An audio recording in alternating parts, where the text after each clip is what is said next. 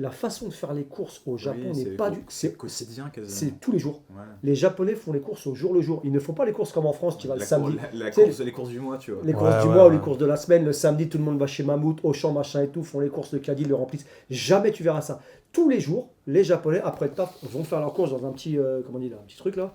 Et ils mettent les courses du soir et du lendemain, peut-être du midi pour le bento, et c'est fini. Donc en fait, les supermarchés ne sont pas remplis. Produits périssables très rapides. Exactement. Donc c'est pas du tout. Et c'est pour ça qu'ils n'ont pas la culture que nous on a énormément en France, du supermarché énorme. Et ce qu'il faut aussi noter, c'est qu'il y a aussi cette culture aussi du gaishoku. Les Japonais mangent beaucoup dehors et ça a un impact aussi sur ce que les gens vont acheter dans leur caddie. Tu vois, généralement les employés de bureau, ils mangent leur repas de midi dehors ou tu sais dans l'enceinte de leur entreprise, etc., etc. Et même moi, j'ai cette habitude où je mange beaucoup dehors. Tu vois, se dire. Et des fois, c'est plus rapide, c'est plus facile. Tu vois, quand tu es dans le rush comme ça, d'aller manger dehors plutôt que d'aller au supermarché, rentrer, te faire un plat, etc., etc.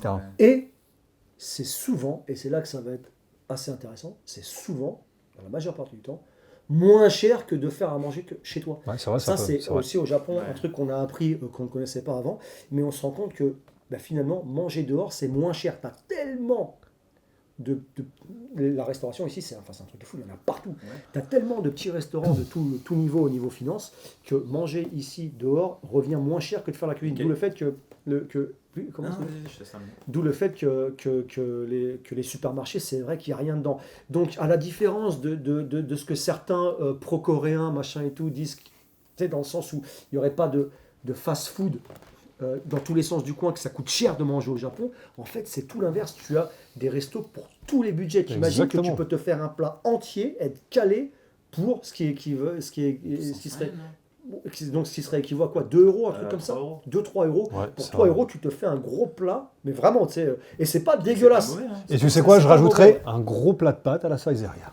Ou un bon Et pour matsuya. compléter un peu, c'est vrai qu'il y a cette culture de manger dehors, et il y a aussi beaucoup cette culture de tu prends emporter pour manger chez toi, tu vois. Genre même quand tu vas au supermarché, au Japon, tu as toute une section bento que tu n'as pas en France, tu vois. C'est plein de plats différents, soit des plats cuisinés, soit genre des croquets, des karaage, genre plein de petits mets, des condiments que tu peux acheter pour te composer ton repas du soir, tu vois. Ça coûte que dalle, surtout quand tu vas le soir, tu as des réductions, donc déjà que ça coûte pas cher. En plus, tu divises souvent les prix par 2, parfois par 3. Et en fait, du coup, les gens, en fait, ils font beaucoup ça.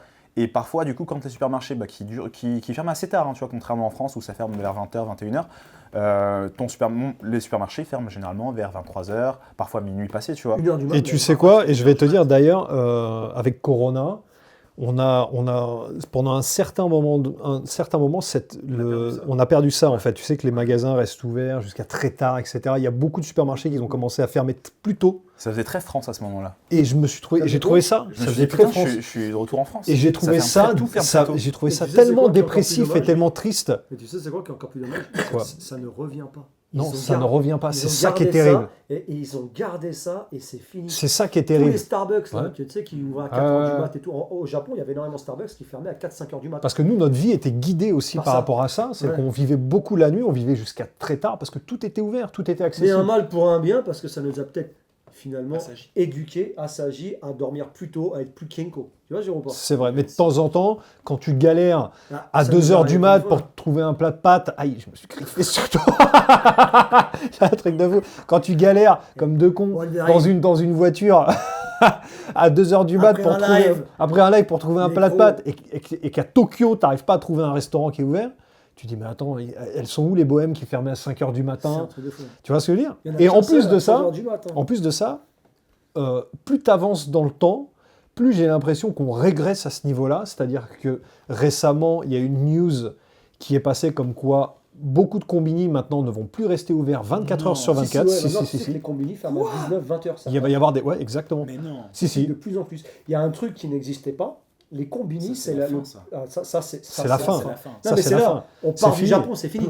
C'est fini. La vie new-yorkaise, la vie tokyoïde, c'est fini. Je vais te dire un truc. Il y a un truc, ça a commencé par les toilettes. Tu sais qu'à notre époque, tu allais dans n'importe quel combini, tu avais tout le temps les toilettes. Tout le temps. Tu sais que maintenant, dans quasiment tous les combini, ils refusent quasiment. Ils refusent, les toilettes sont fermées. Ça a commencé comme ça. Et là, maintenant, tu vois des combini qui ferment à 20h. C'est une dinguerie, ça c'est juste à la campagne, non ? Non, c'est dans certains quartiers. Atelier Sudai, qui est dans la Toyokolan, donc qui est juste à côté.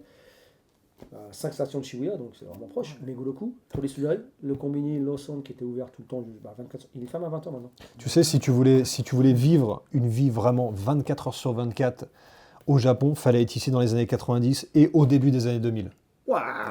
Jusqu'à 2010. Jusqu'à 2010, ouais, mais au début des années 2000, quoi. Tu vois, vraiment pour connaître la vraie vie. C'est quand tu es arrivé ? Moi, je suis arrivé en 2015. Ouais, fallait arriver jusqu'à 2014. Ouais, jusqu'à 2014. Non, vraiment. Là, je rigole. Non, mais Non, Corona, mais c'est un des aspects. Même toi, t'as combiné les convicts. Tu as toujours combiné. Mais bien sûr, regarde, je pense que ça s'est arrêté avec Covid. Je rentre. Non, mais je rentre. Ça a changé tellement de choses. Je rentre avec les derniers trains, tu vois, il est minuit 30. Je vois tout le monde, avant de rentrer chez eux, ils passent au Combini. Ils passent au Combini acheter leur dernier plat, leur truc à graille, machin, etc. Voilà. Moi, je suis là, j'achète mon petit pain, ma petite boisson protéinée, machin, etc. Et tu vois, il y a une sorte de petite vie. En fait, il y a une vie autour des Combini. Les Combini sont vivants très tard. Ça lit son petit bouquin, je sais pas si tu as vu, tous les soirs, les salaryman qui rentrent à minuit, les office lady, qui lisent le jump et tout, qui restent pendant 1 heure devant le jump. Exact. Ça se faisait beaucoup, c'est fini ça.